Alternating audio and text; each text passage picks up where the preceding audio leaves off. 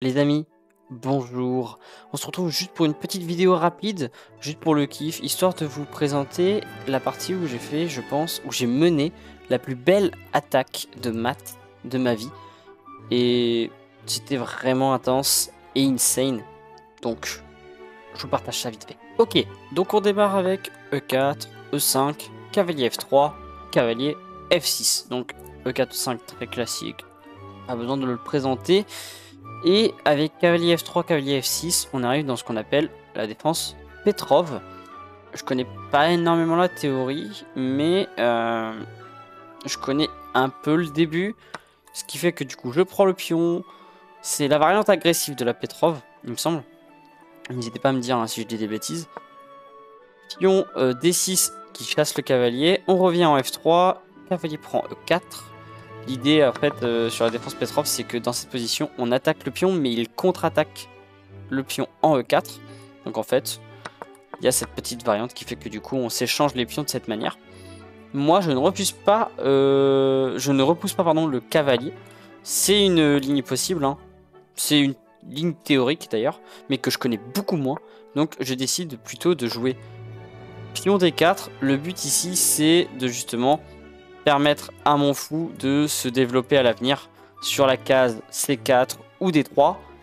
En général, moi je connais plus la variante avec fou D3 pour chasser le cavalier et ensuite s'ensuit une variante théorique de ce style-là avec petit roc et fou F5.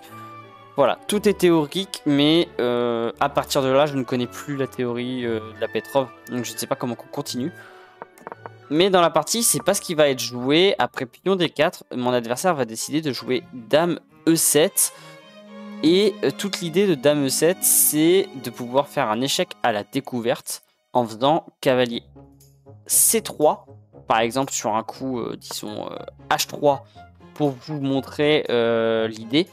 L'idée, c'est justement de faire cavalier C3, échec à la découverte. Donc la dame attaque le roi.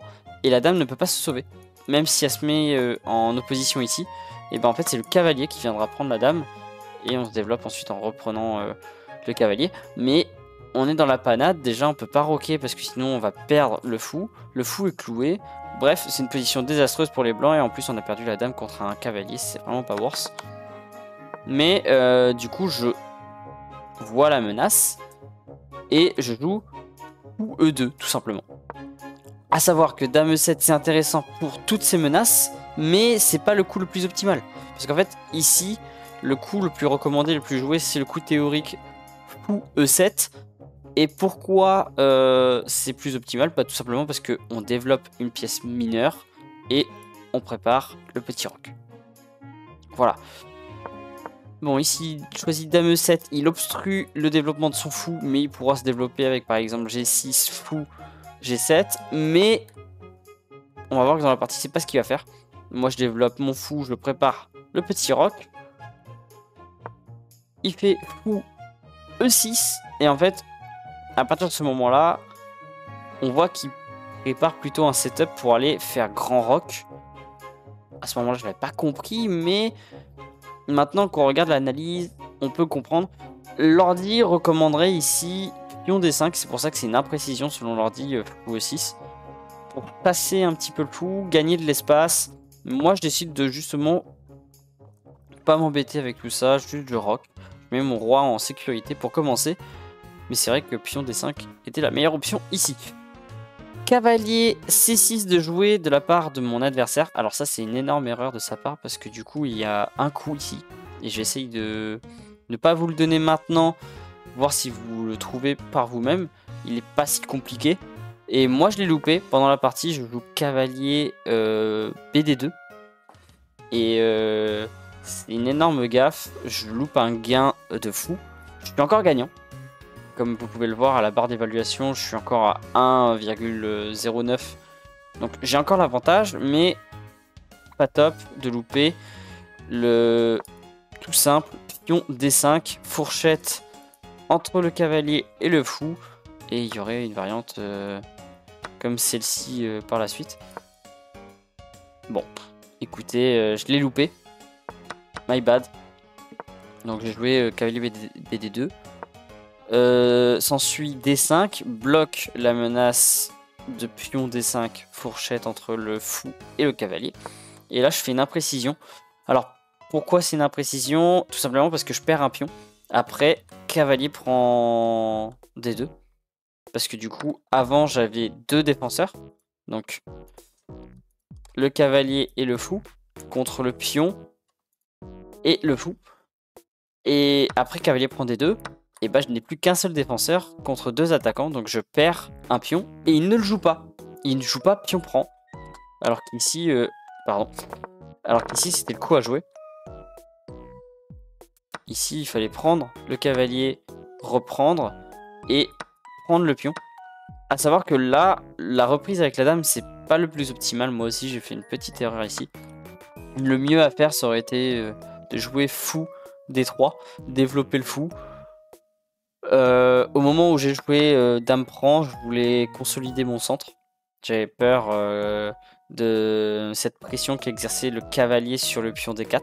Après, j'avais pas forcément la nécessité maintenant de défendre le pion. Mais j'en ai eu peur et du coup, c'est le coup que j'ai décidé de jouer. Bon, ma faute. Et de toute manière, pas trop d'impact sur la game puisqu'il ne trouve pas le coup. Il fait grand rock. Donc, j'ai de la chance sur ce moment-là. Et vous allez voir qu'à partir de ce gain manqué de sa part, je vais très bien jouer. Je fais C5. Il m'a laissé le pion en vie. J'en profite pour, comme il a fait grand rock, bloquer toutes les cases noires. Vous allez voir que la dame, elle peut pas s'échapper. Le fou, il va avoir du mal à se développer aussi. En fait, s'il veut se développer, il doit faire des trucs comme ça. Mettre ensuite le fou. C'est vraiment pas beau à voir. À savoir que la dame, elle peut pas aller ici, elle peut pas aller ici. Il y a le cavalier qui contrôle, il y a la dame également qui contrôle. Donc, vraiment, pour se développer, c'est assez compliqué pour les noirs. Et là, il fait F6. Peut-être que c'était une manière aussi pour lui de bloquer mon cavalier, de l'empêcher d'aller en E5, de l'empêcher d'aller en G5. Mais peut-être aussi une manière pour lui, j'y ai pas pensé avant, mais de se développer. De développer la dame, de développer ensuite le fou. Enfin bref, il y a plusieurs manières de voir ce pion F6. Je sais pas trop ce qu'il voulait faire sur le moment, mais c'était peut-être les idées qu'il avait sur F6. Mais apparemment, c'est une erreur, d'après l'ordi, et je vais vous expliquer pourquoi. Et je vais jouer le meilleur coup pendant la partie. En fait, là, le meilleur coup, ici, c'était de jouer, apparemment, G5. Et s'ensuit toute une variante assez compliquée. Moi, sur F6, j'avais joué pion B4. Et vous allez voir que sur G5, ça ne fonctionne pas, pion B4. Simplement parce que ici, il a G4 et je suis obligé de faire quelque chose. Je suis obligé de réagir avec mon cavalier. Et l'ordi conseille cavalier E1. Et en fait, les menaces qui vont arriver là ensuite, ça va être fou G7. Il développe enfin son fou. Et c'est le pion D4 qui arrive à être fortement menacé. Donc il y a plusieurs défenses possibles. Il y a le cavalier en E2, il y a fou B2. Mais en C2 pardon pour le cavalier. Je crois que j'ai dit C2, je sais plus. Mais bref, on peut essayer de défendre ce pion, mais c'est quand même assez compliqué. Vraiment compliqué. Et vous allez voir que sur la variante avec pion C6, c'est beaucoup plus simple. Pion F6, pardon. C'est beaucoup plus simple à jouer. Après B4. Donc là, il fait tour E8. Alors, à savoir qu'il aurait pu potentiellement faire G5 pour essayer de se rattraper. Bon, écoutez, il fait tour E8. C'est également un coup jouable, apparemment, d'après l'ordi. Je fais B5. L'idée, c'est vraiment de commencer à emmener mes pions attaquer ce roc et attaquer du coup la protection du roi. Il est obligé de reculer avec le cavalier. J'en profite pour mettre madame en A5. Dame A5, c'est vraiment bien parce que du coup, ça met une pression sur le pion A7. Ça met une petite pression aussi sur le pion C7. Et vous allez voir que le pion C7 va devenir ma cible après tout ça. Il joue fou en G4. Et fou G4, c'est une tentative d'attaquer par 2 fois le fou ici. Et je ne peux pas défendre le fou en faisant tour E1. Parce qu'il y a fou ici. Et la seule manière que j'aurai de reprendre le fou ici, c'est avec le pion. Parce que le problème, c'est que si je reprends avec le fou, et ben c'est une erreur. Parce qu'il y a dame prend tour. Vraiment un très très beau sacrifice de dame. Dame reprend et tour prend échec et mat. Donc je vois ça et j'ai pas envie d'affaiblir mon petit roc. Donc j'ai envie de trouver une autre idée que tour défend. Et vous l'avez vu hein, parce que j'ai mis ce clic. Mais l'idée c'est fou F4, coup brillant, premier coup brillant de cette partie. Alors pourquoi coup brillant? Tout simplement parce que ici on va attaquer 2 fois le pion C7 et les noirs n'ont pas le temps de prendre le fou en E2 parce que du coup sinon il y aurait échec et mat en C7. Donc dans cette position on a 2 attaquants sur le pion C7 et on a un défenseur, ce qui fait que la dame peut pas prendre, elle est obligée de rester à sa place pour couvrir le pion C7. Il y aurait potentiellement des défenses possibles à base de je sais pas si pion C6 fonctionnerait, très honnêtement, apparemment non, d'après l'ordi ce serait une imprécision. Mais il y aurait des défenses possibles. Pour le moment il me fait G5, donc je recule et je vous ai remis les flèches qui réexpliquent un petit peu tout ce que j'ai expliqué avant concernant la menace des 2 pièces sur mon fou en E2, mais également ma menace sur le pion C7. Donc pour le moment je suis tranquille puisque je menace l'échec et mat. Il me fait pion B6, donc c'est une erreur. Apparemment, comme je vous ai montré tout à l'heure, le pion en C6 aurait été un petit peu mieux, même si c'est une imprécision, mais bon, pour se dépatouiller c'était déjà très très galère. Ici je choisis de faire le meilleur coup, dame prend A7, on menace de nouveau l'échec et mat. Le pion en B6 qui n'a pas réellement beaucoup aidé à interférer sur l'échec et mat. Là je ne pouvais plus faire échec et mat, je ne menaçais plus l'échec et mat puisque le pion s'interposait. Mais il y avait ce pion en prise et j'ai pu le récupérer tranquillement.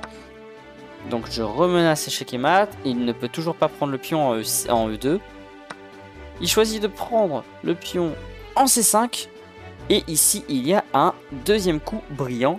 Je vous laisse le chercher avant de mettre le coup. Alors, ici, on pourrait penser à pion prend C5. Mais du coup, il y a la dame et le fou qui sont en patrie ensemble. Et qui pourrait prendre ce pion en C5 une fois que j'aurai repris. Donc, c'est pas l'idéal. Il faudrait trouver une petite idée. Et moi, j'en ai trouvé une qui est vraiment sympa. Et alors, je vous montre sur pion prend C5, c'est une imprécision parce que justement il y a dame prend, ça menace l'échange de dames. La dame n'est pas protégée, donc soit on reprend, soit on s'en va, mais ça défend également le mat. Bref, j'ai pas été plus loin dans cette variante lorsque j'ai analysé. Moi j'ai trouvé une autre idée pendant la partie, et c'est le deuxième coup brillant de cette partie. Des tours AC1. L'idée sur tour AC1, c'est de mettre une énorme pression sur la colonne C et de potentiellement essayer d'ouvrir les lignes au fur et à mesure et surtout de mettre la tour en vis-à-vis du roi. Bref, c'est un coup que j'ai trouvé sympa sur l'idée et c'est un coup brillant que j'ai découvert à l'analyse ensuite. Donc j'étais content. Il décide de faire pion C4, de bloquer cette colonne. Et vous allez voir que ça va pas réellement fonctionner malgré que l'ordi dise que c'est un bon coup. J'ai trouvé un troisième coup brillant et un deuxième coup brillant d'affilée dans cette position. Je vais vous laisser chercher encore. Ici, il y avait... mettez pause hein, si vous voulez chercher. Mais je vais vous donner le coup. Le pion en B6, coup brillant.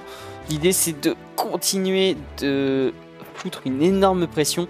Là, je menace de créer un pion passé et potentiellement d'aller promouvoir le pion à dame. Et il ne peut pas parer ça avec le roi. Donc, c'était assez compliqué de pouvoir défendre ça. Sa défense ici, c'est de reprendre le pion. Et à partir de pion prend B6, il y a un mat en 16. Alors qui est extrêmement dur à voir. Et tout commence avec un coup brillant. Donc ce serait le troisième coup brillant d'affilée. Et c'est le coup que j'ai joué pendant la partie. Donc j'ai enchaîné 3 coups brillants à la suite. Encore une fois, si vous voulez mettre pause pour essayer de le trouver, je vous laisse le faire. En tout cas, moi, je vais continuer cette analyse et je vais vous montrer le coup que j'ai joué, qui est exceptionnel. Et c'est dans la même idée que tour AC1 tout à l'heure. Les tours prend C4. Incroyable, 2 points d'exclamation, coup brillant, coup à 10 000 élo là. Et en fait, les noirs ont 3 coups seulement de défense. Donc ils ont dame C7 qui serait une énorme gaffe parce qu'il y aurait échec et mat. Dame C7, c'est échec et mat ici. Hein. Il y a le fou qui nous soutient encore et il y a la tour qui se rajoute en soutien également. Il y aurait également dame ici, mais là ici il y a mat en 2, il y a tour prend, fou prend et dame C7 échec et mat à nouveau. Donc le seul coup valable ici c'est le coup que j'avais vu quand j'ai sacrifié ma tour. Pion prend C4. Et en fait vous allez voir que le pion prend C4. Illogique parce que du coup ça retarde le mat, mais ça me permet de menacer le pion C4 avec le fou E2 qui est en prise depuis tout à l'heure. Et vous allez voir que ça a une importance capitale juste après. Donc ici je donne des échecs. Forcé, échec, coup forcé. Et on arrive au moment où justement le fou est très important. Le fou désormais n'est plus attaqué par les 2 pièces, mais attaque le pion C4. Et c'est le moment que je choisis pour prendre ce pion et me débarrasser des menaces des 2 pièces envers ce fou E2. Et c'est le moment parfait pour empêcher le roi de s'enfuir en F7. Donc il a qu'un seul coup, c'est roi F5. Donc vous voyez le roi il commence à partir à l'aventure. Là c'est vraiment chaud pour les noirs. Et il n'a plus de case de fuite.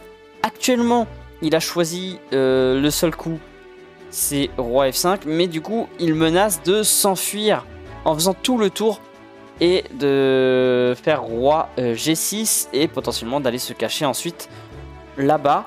Moi je veux l'en empêcher et on peut pas jouer des coups comme fou D6, D3 pardon, parce que c'est en fait il peut revenir sur ses pas, il peut refaire roi E6 et bon il aurait un autre coup, c'est dame ici et ce serait apparemment le meilleur coup. Mais il aurait peut-être pas joué ça. Mais même juste histoire de regarder ça, en fait, tu te dis en fait il n'y a pas de continuité. Tu peux potentiellement essayer dame C4 en te disant ouais ça va aller, je vais trouver une défense. Mais en fait il n'y en a pas parce que tu as beau essayer de chercher, de creuser.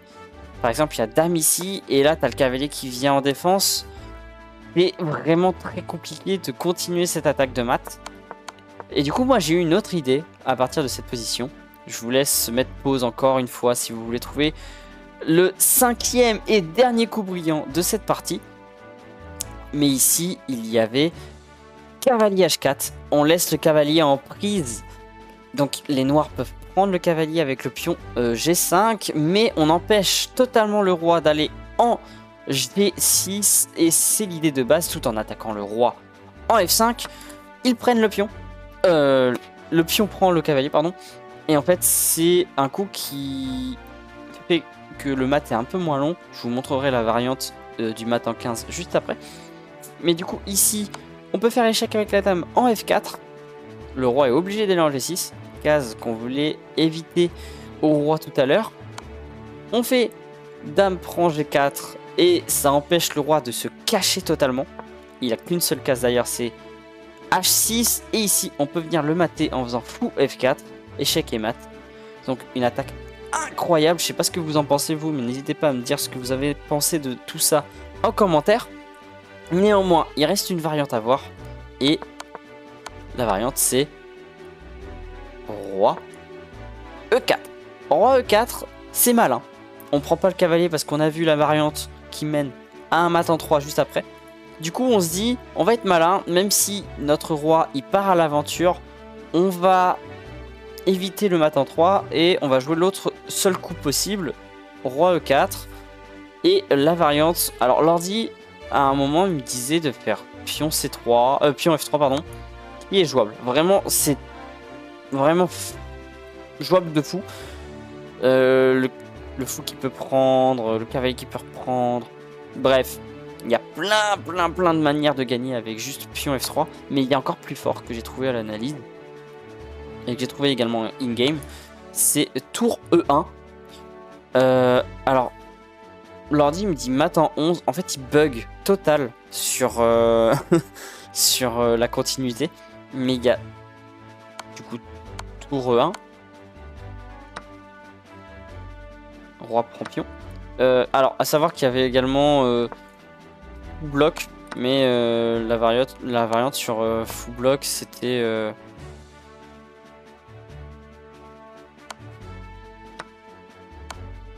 ça. Voilà. On va pas regarder fou bloc parce que du coup, vous avez vu, la variante elle est moins longue. On va regarder roi prend. Sur roi prend, la variante c'est dame prend B6, dame part en faisant dame C5. Ici, il y a cavalier F5. Encore un coup incroyable. Je sais même pas pourquoi il n'est pas noté coup brillant.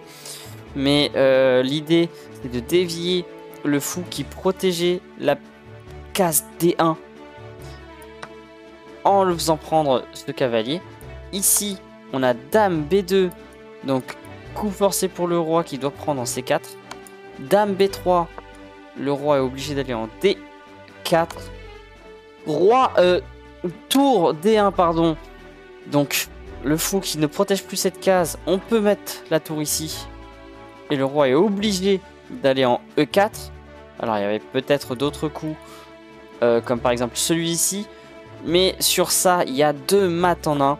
Peu importe qui bloque avec le fou qu'il a ici. S'il va ici, il y a dame D3, échec et mat. Et s'il part avec le fou, il y a encore une fois dame D3, échec et mat. Incroyable série d'attaques en fait, je trouve. Et alors, vous allez me dire, mais du coup, il y a totalement d'autres variantes. Par exemple, sur dame prend, on peut prendre directement le fou. Et oui, vous avez raison, on peut prendre le fou. Sauf qu'ici, il y a tour C2 échec. Et il y a 2 manières de s'évader avec le roi. Il y a roi D3 ou alors roi D5. Sur roi D5, l'idée c'est de faire dame B3, échec. Et sur roi D4, il y a dame C4, échec et mat. Et sur roi E4, il y a encore une fois dame C4, échec et mat. Le fou qui protège la case E5, le pion, la case E3. Et pareil, dans l'autre configuration, on a le fou qui défend encore ces 2 cases de fuite. Donc, échec et mat. Ici, si on va en D3, il y a... Qu'est-ce que c'est déjà la variante? Je crois que c'est dame B3 encore. Oui, c'est dame B3. Et il y a 4 coups possibles. Et sur les 4 coups, il y a échec et mat. Si on retourne en D4, c'est dame C4. Si on retourne en E4, c'est dame C4. On les a vu tout à l'heure, les variantes. Et si on va en D2, c'est dame C2. Échec et mat. Et si on va en E2, c'est encore une fois dame C2, échec et mat. Bref, une variante exceptionnelle qui a été trouvée en partie, malheureusement qui a été écourtée par le pion prend. Mais bon, pion prend, ça donnait un mat quand même splendide. Dites-moi ce que vous en avez pensé en commentaire. Dites-moi si vous avez trouvé tous les coups lors de cette longue variante. Et bah, je pense qu'on touche à la fin de la vidéo. Et merci de l'avoir regardé. Allez, des poutous, bye bye.